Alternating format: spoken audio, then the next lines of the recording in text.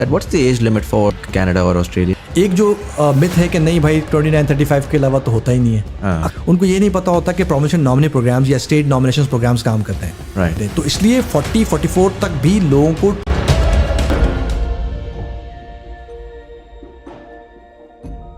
I just wanted to get clarity on that. What's the age limit for programs like Canada or Australia? Yeah. देखें, जो ideal age होती है वो 29 to 35 के दरमियान होती है। और जो लोग 29 से भी नीचे हैं वो तो और भी बहुत अच्छे हैं, 2-3 साल का वर्क एक्सपीरियंस निकाल ही लेते हैं, बना ही लेते हैं। बैचलर्स और मास्टर्स, आइडियल है कि मास्टर्स डिग्री आपकी इक्विवेलेंट कैनेडियन हो तो वो अप्लाई करें। आइल्स में बहुत अच्छा करें। A लेवल्स O लेवल्स वाले को तो वैसे ही कोई प्रॉब्लम नहीं होती, वो आइल्स अच्छा उठा लेते हैं। तो ये एज बहुत आइडियल है 29 to 35 के थे। बट एक जो मिथ है कि नहीं भाई 29-35 के अलावा तो होता ही नहीं है। अक्सर लोग आके बात करते हैं, कंसर्न भी बात कर रहे होते हैं। उनकी चूँकि समझ की कमी या उनकी एक्सपीरियंस की कमी होती है, चाहे वो कितना भी काम किया होता है, उनको ये नहीं पता होता कि प्रोमोशन नॉमिनी प्रोग्राम्स या स्टेट नॉमिनेशन प्रोग्राम्स काम करते हैं। राइट। और उसमें अंडर 45 ईयर्स ऑफ एज लोगों को अपनी किस्मत आजमाने चाहिए। Right. You never know, balloting system है, यू कैन नॉट गारंटी।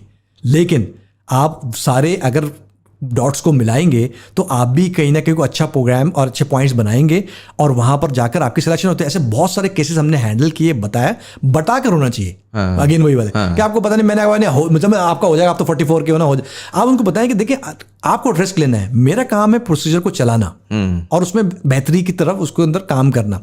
तब आपका काम जो है वो आप आए, बैलेटिंग के अंदर आए, आपको एल्बर्टा चूज कर सकता है, 300+ पॉइंट्स के ऊपर सिलेक्ट करता है, तो आप कैसे किसी को डिनाई कर सकते हैं?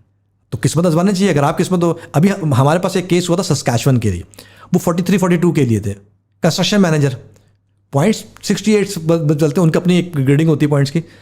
ड्रॉप डाउन किया गवर्नमेंट ने 65 के ऊपर, वो एक्जैक्टली 65 बनाए हुए थे। उनको मैंने सारा सब कुछ बताया था कि सर ये है रिस्क आपके एंड पे। मैंने आपको कभी भी मिथ जो है उसको फॉलो ना करें, आप फॉलो करें प्रोसीजर को और इस चीज़ को फॉलो करें कि ना बैलेटिंग के अंदर कभी भी ड्रॉप डाउन हो जाता है।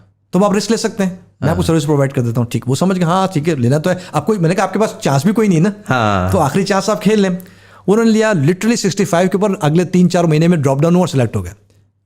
तो ये जब बात समझाई जाती है कि भाई आपको बैलेटिंग के अंदर अभी तो कट ऑफ बहुत हाई चल रहा है, तो मैं अक्सर सवाल करता हूँ अभी तो चल रहा का मतलब एक तो करंट नहीं है, आप प्रीवियस हिस्ट्री को देख कर बात, बैलेटिंग हमेशा प्रीवियस देखेंगे ना।